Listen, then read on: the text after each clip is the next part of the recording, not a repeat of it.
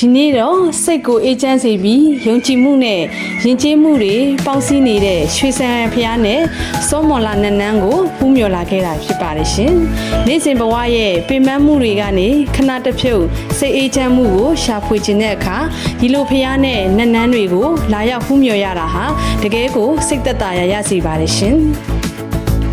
ရွှေစရန်ဖျားပရဝင်အတွင်းကိုဝင်ရောက်လိုက်တာနဲ့အေးချမ်းတည်ငြိမ်တဲ့အငွေသက်ကိုခံစားရပါတယ်ရှင်။လာရောက်ဖူးမြော်သူတိုင်းဟာလည်းကိုယ်စိတ်ထဲကဆူတောင်းတွေကိုငြိမ်းချမ်းစွာဆူတောင်းနေကြတာကိုတွေ့ရပါတယ်ရှင်။ဒီနေရာကစိတ်ကိုအေးချမ်းမှုကိုပေးတာမဟုတ်ပဲယုံကြည်မှုနဲ့မေတ္တာတရားတွေကိုပါပြန်လည်သတိပေးနေသလိုခံစားရပါတယ်ရှင်။ရွှေစရန်ဖျားကိုဖူးမြော်ပြီးနောက်စောမော်လာနန်းနန်းကိုလည်းတွားရောက်ကြော့ခဲ့ပါတယ်ရှင်။စောမော်လာနန်းနန်းကိုကြော့ချင်းအားဖြင့်တန်ကောင်းခြင်းတွေ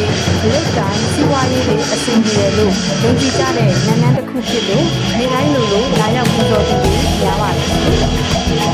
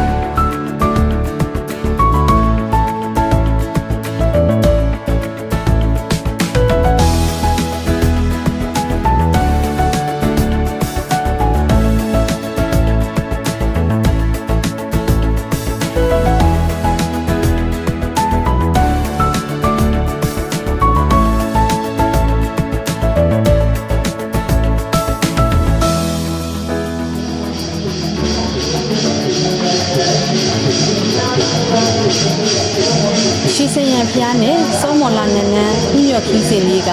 စိတ်ကိုအေးချမ်းစေတဲ့ခီးစဉ်လေးတစ်ခုဖြစ်ခဲ့ပါတယ်မိတ်ဆွေတို့လည်းအခါအားရစွာစိတ်အနားယူခြင်းတဲ့အခါဒီလိုယုံကြည်မှုအပြည့်ရတဲ့နေရာလေးတွေကိုလာရောက်ပူးမြော်ကြည့်ကြဖို့မန္တလေးဖြူမှာရိုက်ကူးတင်ဆက်ပေးလိုက်ပါတယ်ရှင်။